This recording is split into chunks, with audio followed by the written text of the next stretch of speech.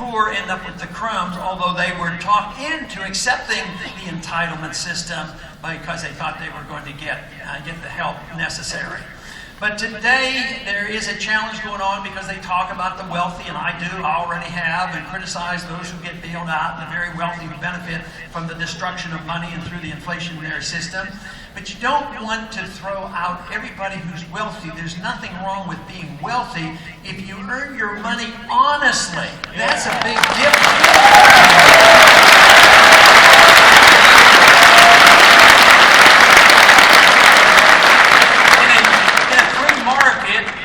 The wealthy get wealthy because they deliver a service to the people. If we make an individual wealthy because they provide a good product and we vote for that product, and they become wealthy, but they get no benefits, they get nothing special from the government, no bailouts, no contracts, or anything, they should be entitled to keep that.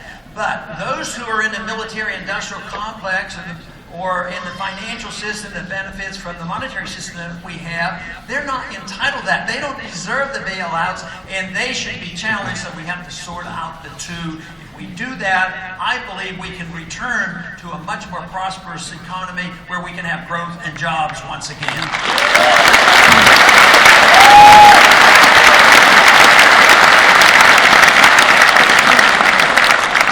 The system is wasteful and it encourages corruption. A lot of people complain about the lobbyists having control, and they do. There's too much control by lobbyists in Washington. But the lobbyist is a consequence. They are the symptom of the problem. Because lobbying is something that is encouraged by the fact that the government's running an auction. You know, H.L. Mencken said there was an auction off of stolen goods, and that's what the government does. So people have an incentive, the business people, everybody has an incentive to go to Washington because there's this redistribution of wealth and they have this incentive.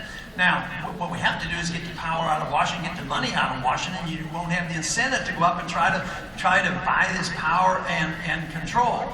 But today, we have a system that has been totally undermined, and the special interests do have control of it.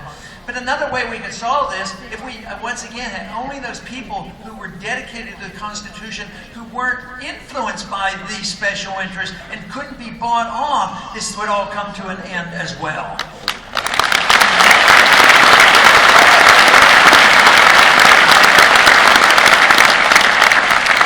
Did the lobbyists come to you and lobby you? And I said, well, I had to start it again because I almost didn't get the whole thing. So there's probably going to be 2 parts.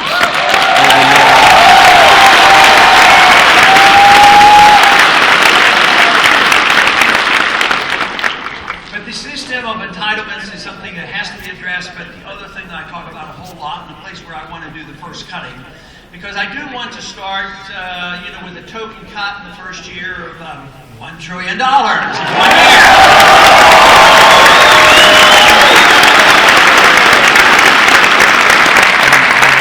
Even though our system of government in the last 40, 50, 60 years has conditioned so many to be so dependent on government, and some are tragically dependent on government. When you think of the elderly dependent on medical care and the children dependent on medical care, I don't believe that is the place where you start to cut. You don't start to cut on the food stamp program because the conditions have been created by bad government. So I want to work our way out of it. I want to have priorities. So where my priorities are to cut the big bucks are the dollars that we spend so foolishly overseas.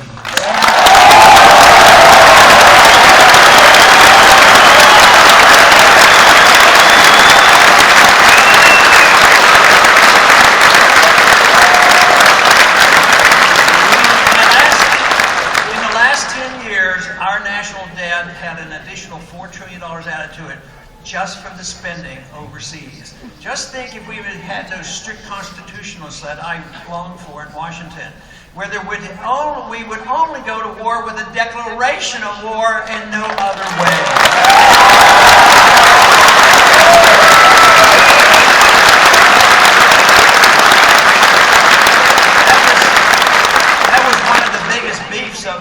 Of the founders of the country and the revolutionaries against the British. The king would go to war and then they would get taxed to pay for the wars.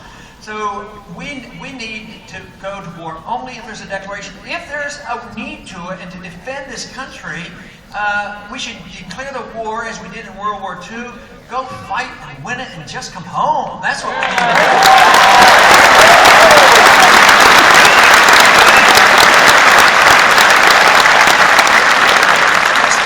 Just think of the difference. World War II, fighting two huge nations, Germany and Japan. In less than 4 years, they were defeated. And yet here we are. We're in Afghanistan, and believe it, we're not out of Iraq yet. I'll tell you, we're in a mess, and they're looking to go into Syria and Iran. It's just constant. But we've been doing this for 10 years. It makes no sense whatsoever, but if we had only gone with a declaration of war, we wouldn't have gone into these wars since, it's Korea, Vietnam, and everything since. It's been gone basically by the executive branch. So, if you decide that I'm going to be in the executive branch, I will not go to war without a proper directive from the people in the U.S. Congress.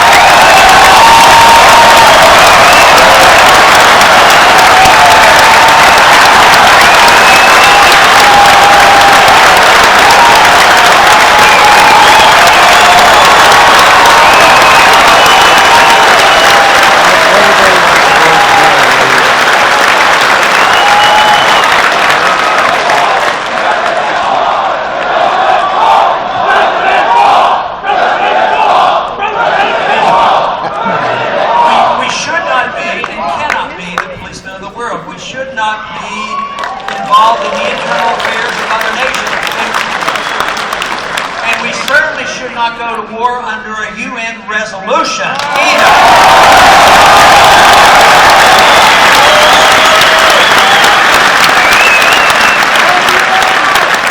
There's always reasons to go to war, and sometimes the reasons they give us are not true. Some people call those lies. But certainly the conditions under which we went into Iraq, they turned out, they were not true, and many of us knew they wouldn't be true. But I'll tell you what, things are not a lot different right now. Even though the war drums are beating hard to go to Syria and go to Iran, it's very, very similar to what was happening on the preparation to go into Iraq. The Iraqi war was planned many years before. The first talk in the House floor I ever gave was in 1998, believing that there was war coming, and I was trying to head it off. But that didn't happen until after 9/11. 9/11, a terrible day in our history, but I think it's been misunderstood. I do not believe that we were attacked, nor will we be attacked because we're free and prosperous. I do not believe that is the case.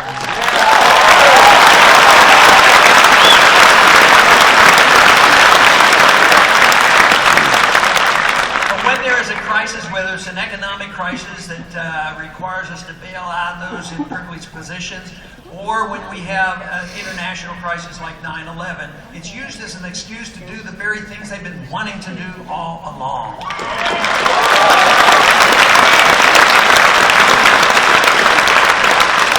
course, it turned out there were no weapons of mass destruction. There was no Al-Qaeda in Iraq. Guess what? There's Al-Qaeda in Iraq today.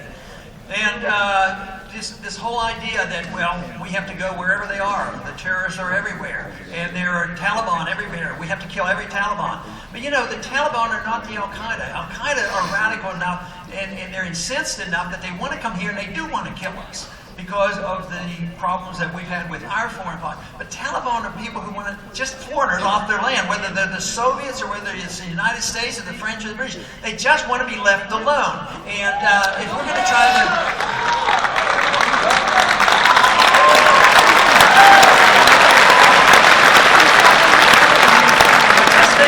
Just think how fruitless that is. If they are defending their homeland and we're trying to kill them and they're going to kill us because we're there, the more we go in, the more Taliban there's going to be. The more the people that it's a catch-22. There's no ending to it. That is why the non-interventionist foreign policy of the founders makes so much sense. Let them deal with their problems. We'll deal with our problems here at home.